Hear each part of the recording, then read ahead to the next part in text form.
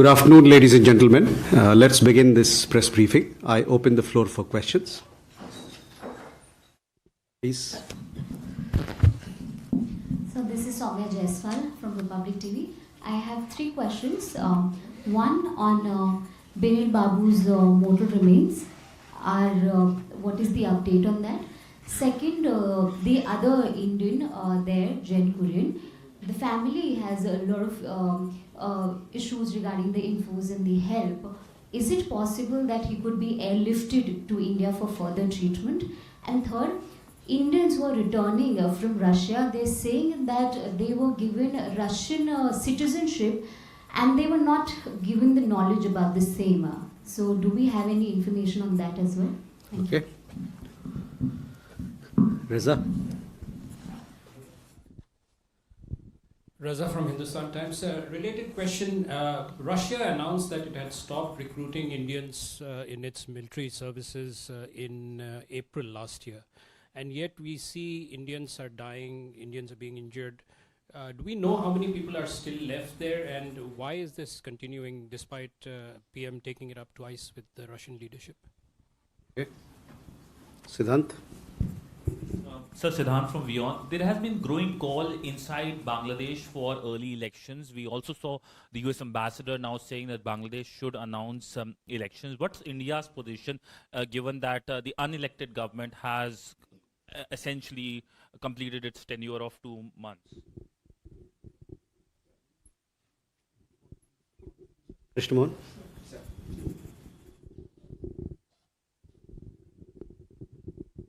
Sir, my question is, there is a sort of rumor that America has not invited our Prime Minister.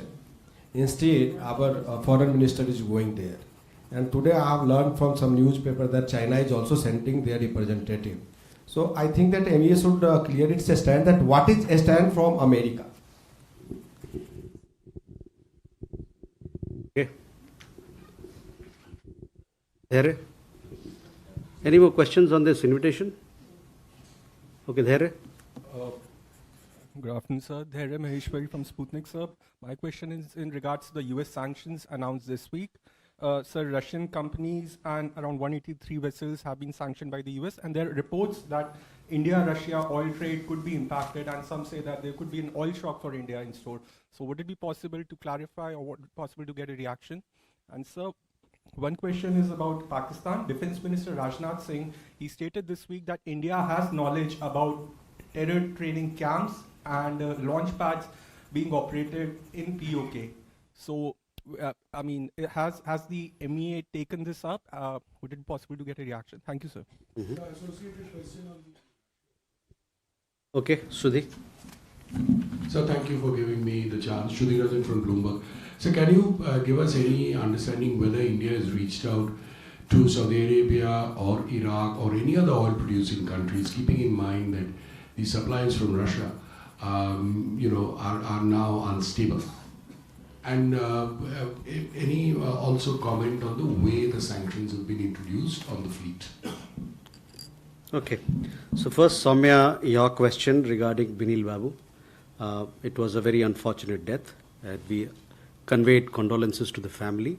Our embassy is in touch with Russian authorities so that his mortal remains could come back to India as soon as possible. Regarding the other gentleman who was injured, he is receiving treatment in a hospital in Moscow.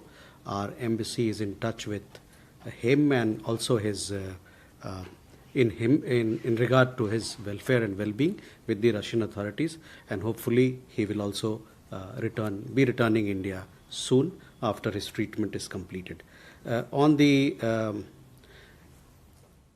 Because there are several other questions, so let me give you an update on the Indian nationals who were serving in the Russian army and status insofar as their numbers, etc. is concerned, to clarify issues that Reza has raised. As far as we have been telling you that we have been in constant touch with Russian authorities for early release and repatriation of Indian nationals who are serving in the Russian army. As of today, of all the known cases that have come to us, we have had 126 cases. Of these 126 cases of people who were serving in Russian armed forces or are serving in Russian armed forces, 96 people have already returned. They have been discharged. They have been discharged from the Russian armed forces. As per our available information, 18 Indian nationals in the Russian army remain. Out of these, 16 individuals, their whereabouts are not known, and the Russian side has categorized them as missing. We remain engaged with the Russian authorities to ascertain the whereabouts of the missing Indian nationals, as also seeking early release and repatriation of those who remain. So that is the status. 12 Indian nationals have died in the conflict who were serving in the Russian army. So that should clarify. You also had a question regarding citizenship. That is, we are not aware of these details. Possibly people who went there, they would have taken certain decisions of which we are not aware. So that is the situation. 126 known cases. Out of these, 96 people have come back. 12 people have died. There are 18 people who've been categorized. Out of these 18 people who are still serving, 16 have been categorized by the Russian authorities as missing, and we are seeking from the Russian authorities early release and repatriation of the rest of those who remain there. One gentleman, of course, is injured, so he'll come back, and the mortal remains of one person has to come back. Reza, that gives you an update on the situation. Siddhant, regarding elections in Bangladesh, see, our position as far as India-Bangladesh relations are concerned have been articulated a number of times. We had the visit of our Foreign Secretary where we said that we want to move in the positive direction. We want federal relations with the with the people of Bangladesh. We want India-Bangladesh relations to do well for the people of Bangladesh and the people of India. So that is what our approach is, a positive approach, and that remains.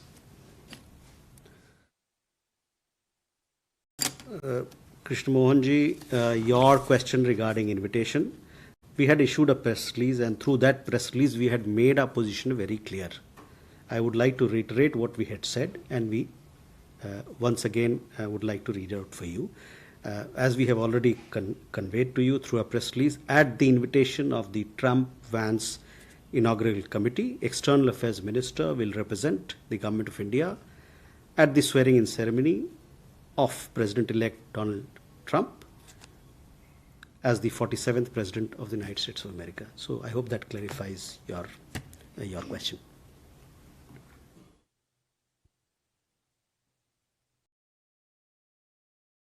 Dhairya, you asked a question regarding US sanctions. These sanctions were announced a week back or so, on 10th January, if I recollect properly.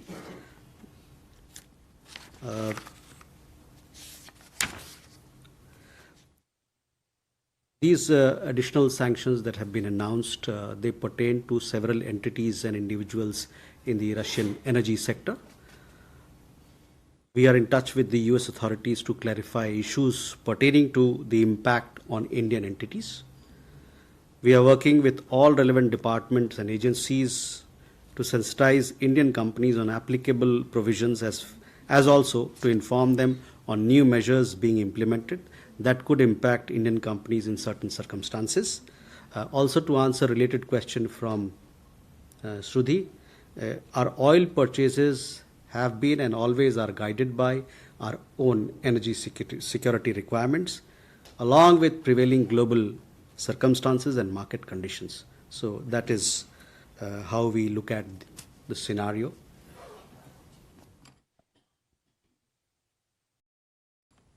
There you also had a question about cross-border terrorism. See, on cross-border terrorism, we are very clear what our position has been. We have been conveying, even in last presser, we talked about it. We are very firm that terrorism in whatever way it exists, wherever it exists, it needs to be fought tooth and nail, and we have clearly called out countries who promote cross-border terrorism.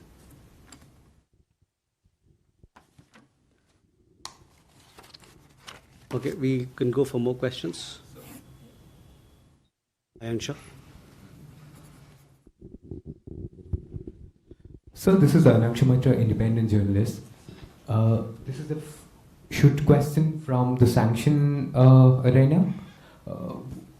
So last month, Iran's deputy foreign minister, visited New Delhi, followed by an FOC. Is there some discussions on the sanction, and is it Iran that who is interested to export more crude oil to India? Mm-hmm. Huma?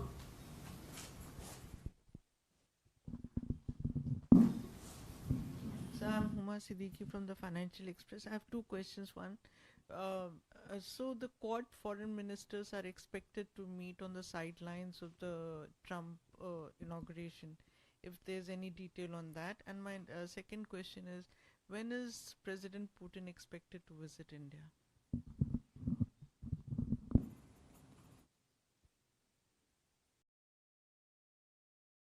Joy?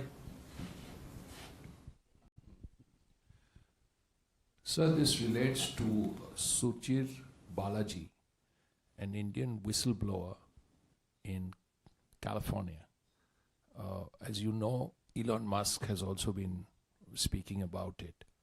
Have you also know about his parents asking for a complete investigation? Have Indian authorities in America been in touch with the American government regarding what exactly happened and if an investigation has been requested for? Okay. Elena? Good afternoon, Elena, TASS News Agency. A lot of attention in the media nowadays to the possibility of the meeting between Trump and Russian President Putin after the inauguration of the new American president. So my question is, as a lot of discussions around this, where will this meeting take place? Can India host this high-level meeting, taking into account context of India on high level with a lot of leaders all over the world? Thank you. Mm-hmm. Lydia?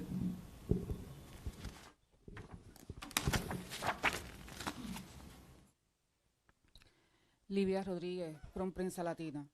I have two questions. First, Indian opinion relating with the perspective of relationships between Cuba and India. In the year that both countries celebrate the 65th anniversary of their relationships, and taking into account that Cuba is a partner country of the BRICS. And the second question is, we would like to know India's opinion of Biden's decision to remove Cuba from the list of countries that allegedly sponsor terrorism, a decision that was also celebrated by the majority of the international community. Thank you. Mm-hmm. Sorry. Let me take these questions. So, Angsha, regarding Iran, we had the Foreign Office consultations 2 weeks back with Iran, where we discussed several aspects of our relationship, including connectivity, Chabahar port, other relationship segments of the relationship that we have with Iran. As far as energy is concerned, you know that there are certain conditions which need to be factored into while engaging with Iran.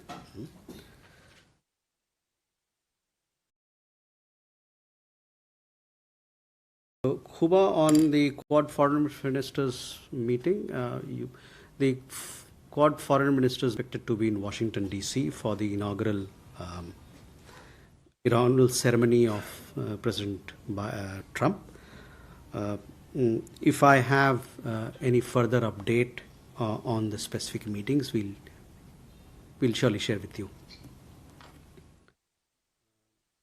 On President Putin's visit, yes, this year we have to host the annual summit in India, as is the practice. Each year we have annual summit with Russia, once in Moscow or in Russia, any other city, and in the following year in India. So this year we have to host it. Those dates will be worked out through diplomatic channels, and we will then, when these dates are formed, we'll let you know as to when we'll be having this annual summit here in India. Srinjoy, regarding your question on investigation, my understanding is that he's an American national. So whatever investigation has to happen, and the American authorities, I guess, are undertaking those investigations. He's a person of Indian origin, but I think he's an American national. His parents have asked. Okay. I mean, he's a member of the diaspora, but he's an American national. When you're an American national, American laws and American government has to take responsibility of the investigation. Elena, your question regarding possibility of meeting between two leaders. Yes, I mean, two leaders that you mentioned, they are, it is for them to decide to meet and where to meet, etc. So that is how I will answer your question. Livia, on India-Cuba ties, yes, this year we are celebrating 65th anniversary of India-Cuba relations. We have very warm and friendly ties with your country. We want to continue to build. In recent times, you would have seen that we have engaged on several fronts, including on development cooperation, humanitarian assistance, and we want to continue to build on each and every segment of our engagement, science, technology, sports. Sports is an important collaboration between India and Cuba, and several other aspects of a bilateral relationship.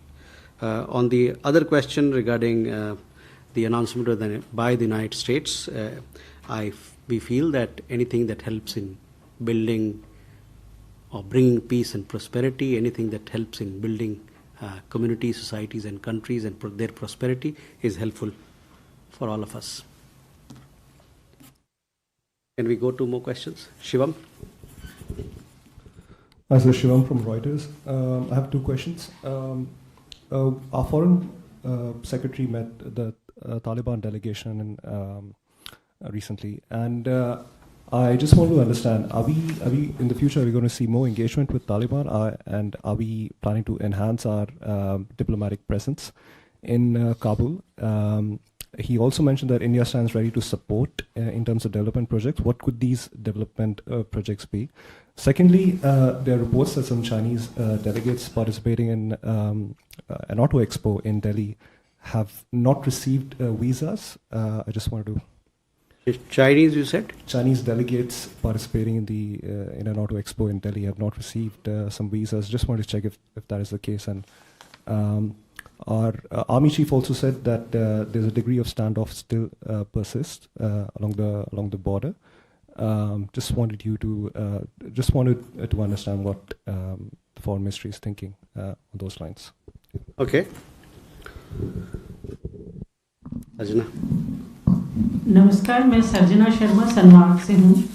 अभी जब भारत और चीन के विदेश मंत्रियों की बैठक में तय हुआ था कि कैलाश मानसरोवर यात्रा फिर से शुरू होगी, जब ये यात्रा चलती थी तो जनवरी एंड या फरवरी में विज्ञापन आ जाता था आवेदन मांगने के लिए।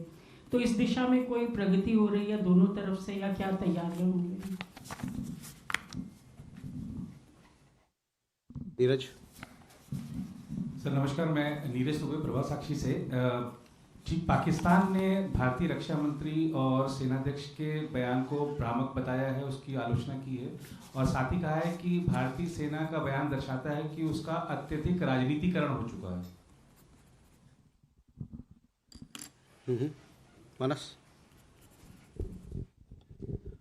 This is about US lifting restrictions on three Indian nuclear entities this week. So how do you see it, and then what is the next step? In fact, is India going to address issues regarding the liability clauses that have been actually creating some roadblocks for relation of India-US nuclear cooperation?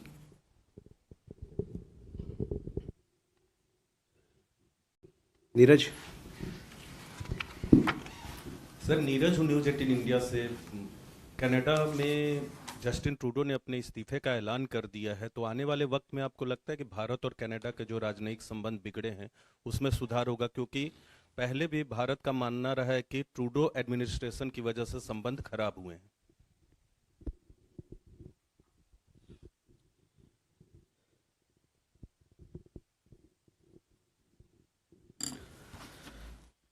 Okay, first Shivam, to your question, the Foreign Secretary is meeting with the acting Foreign Minister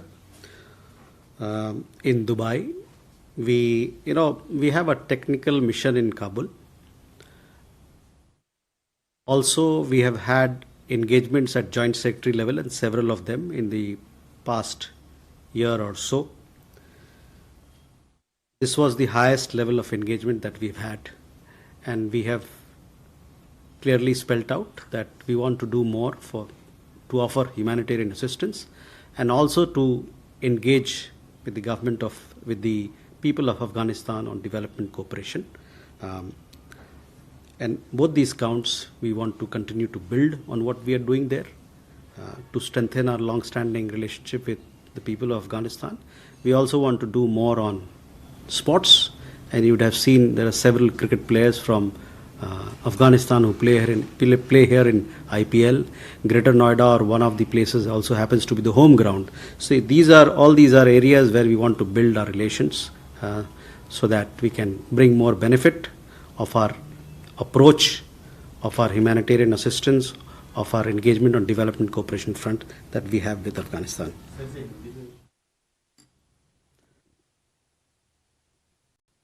Kabul में हमारा technical mission कई सालों से चल रहा है. सरकारी स्तर पर जॉइंट सेक्रेटरी लेवल पर हमारी बात चलती रही है, और अभी कुछ दिन पहले हमारे विदेश सचिव, जो उनके एक्टिंग फॉरेन मिनिस्टर, उनसे बातचीत की दुबई में. इस मीटिंग के बारे में विस्तृत रूप में आपको प्रेस विज्ञप्ति के माध्यम से जानकारी दी गई. उस प्रेस विज्ञप्ति में हमें बताया है कि ह्यूमैनिटेरियन असिस्टेंस, जहाँ तक मानवता के आधार पर उनको सहायता प्रदान करने की बात है, हम लोग पिछले सालों में करते आए हैं. चाहे दवाई की बात हो, चाहे खाद्यान्न की बात हो, खाने पीने चीज़ों की बात हो, गेहूं की बात हो, और उसके अलावा हम लोग डेवलपमेंट कोऑपरेशन के मामले में भी वहाँ के लोगों को मदद करना चाहते हैं. पहले भी हमारी डेवलपमेंट कोऑपरेशन काफ़ी अच्छी रही. तो इन दोनों मुद्दों पर, और इसके अलावा खेल के क्षेत्र में, और उनके सरकार की तरफ से जो रिक्वेस्ट आया है कि हेल्थ सेक्टर के क्षेत्र में, इन सभी क्षेत्रों पे हम काम करना चाहते हैं, और ताकि वहाँ के लोगों को के लिए हम बेहतर, उनके जीवन के लिए, उनकी आने वाले दिनों के लिए और बेहतर काम कर सके. Regarding visa matters are dealt with established guidelines, so I don't want to go into details, but visas are being issued to people as per established norms and guidelines. On the standoff part, on that I would like to clarify.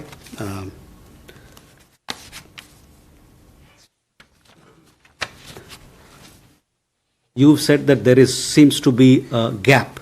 The army chief talked about a standoff, and whereas we had made a statement that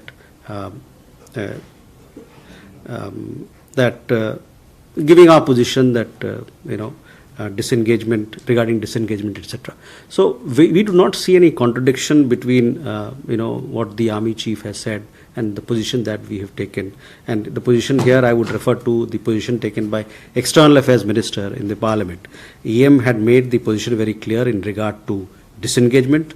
Where the October 21st understanding is concerned, our objective has been to ensure patrolling, as in the past, to the relevant patrolling points, as well as resumption of grazing by our civilians as per long-standing practice.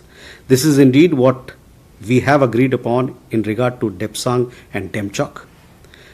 The terms of the disengagement agreements reached prior to 21st October 2024, continue to hold in relevant areas in eastern Ladakh. In addition, External Affairs Minister had also underlined that the task of de-escalation remains to be addressed. So if you take these issues into account, you would realize that there is absolutely no contradiction between the positions taken.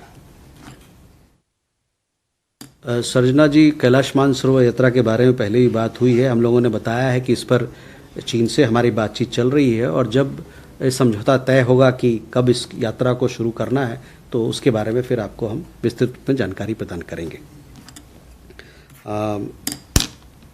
Neeraj, रक्षा मंत्री ने जो बात कही और हम लोगों ने आज तक जो पोजीशन लिया है हमारे पड़ोसी मुल्क से जो हमारे रिश्ते हैं उसके बारे में, उसमें हमको कोई दुविधा नहीं होनी चाहिए कि वहाँ से जो फैलता हुआ आतंकवाद हमारे यहाँ आता है, यहाँ वहाँ से कहीं और जाता है, वो पूरे दुनिया के लिए एक खतरा का रूप है. और हम लोग एक बार फिर से आह्वान करेंगे कि वहाँ की सरकार को क्रॉस बॉर्डर टेररिज्म को बंद करे. Then we had a question, Manas, regarding 3 entities which have been taken off the entity list. These 3 entities happen to be Indira Gandhi Center for Atomic Energy Research. The other one is Bhabha Atomic Research Center, and then Indian Rare Earths Limited. It is a welcome step. These were in the entity list of the US for several years now. With this this action by the US government, it will lead to greater collaboration between India and the United States in the field of nuclear energy, in the field of clean energy, and also in the field of critical minerals. Some of these elements are also part of ISET conversation that we have with the United States. So it's a welcome step, and we look forward to doing more with the United States in these areas that I mentioned.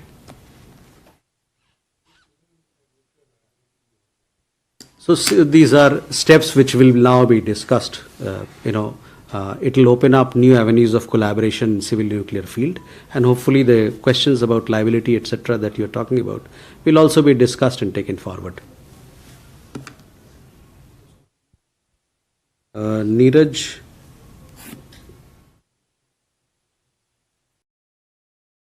आपने Canada के बारे में, Canada के साथ वहाँ पर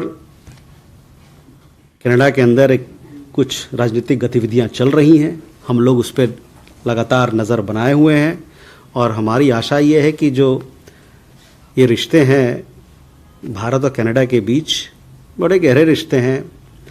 आर्थिक रिश्ता हमारा बहुत मजबूत है. हमारे लोग, भारतीय समुदाय के लोग वहाँ बहुत रहते हैं. हमारे विद्यार्थी वर्ग के लोग, स्टूडेंट वर्ग के लोग वहाँ कॉलेजों में पढ़ते हैं. और उसके अलावा भी अन्य तरीक़ों का कोलैबोरेशन, साझेदारी भारत और कनाडा के बीच में चलता रहा है. हमारी आशा है कि इस साझेदारी को फिर से हम बरकरार करें और इसको फिर से मजबूत करें. उस दिशा में जो भी पहल होगा उसको हम स्वागत करते हैं. Ajay. Sir, good evening. I am Ajay Banerjee with the Tribune. Sir, could you please clarify on the Russian people, 16 people who are missing in Russia? One, have you informed the families of those people, the 16 people? And sir, I have a question on the recent incident in the South China Sea.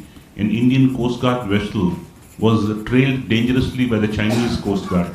Have we taken up the matter with the Chinese since we speak about the open, free, open and inclusive Indo-Pacific, sir? Okay.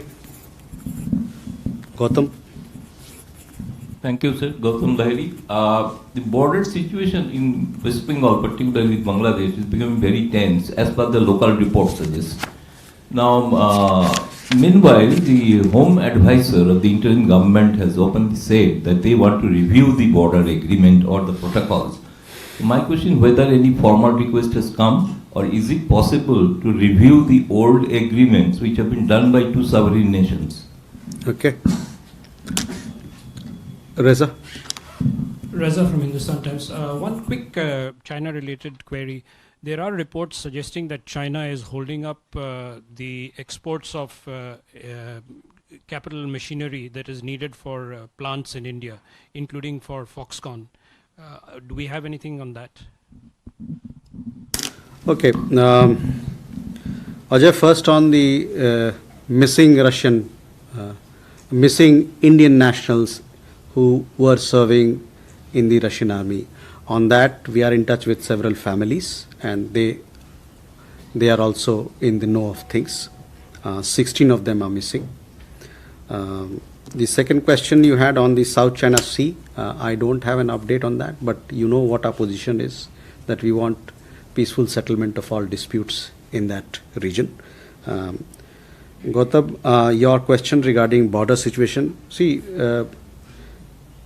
we had made our position very clear. We had summoned the acting High Commissioner and made our position on border fencing very clear. And I would like to reiterate some of the positions, some of the points that we made across to our Bangladeshi counterpart. We remain committed to ensuring a crime-free border in Bangladesh, with Bangladesh, by effectively addressing cross-border criminal activities, smuggling and trafficking, barbed wire fencing, border lighting, installation of technical devices, and cattle fences are measures that are aimed at securing the border.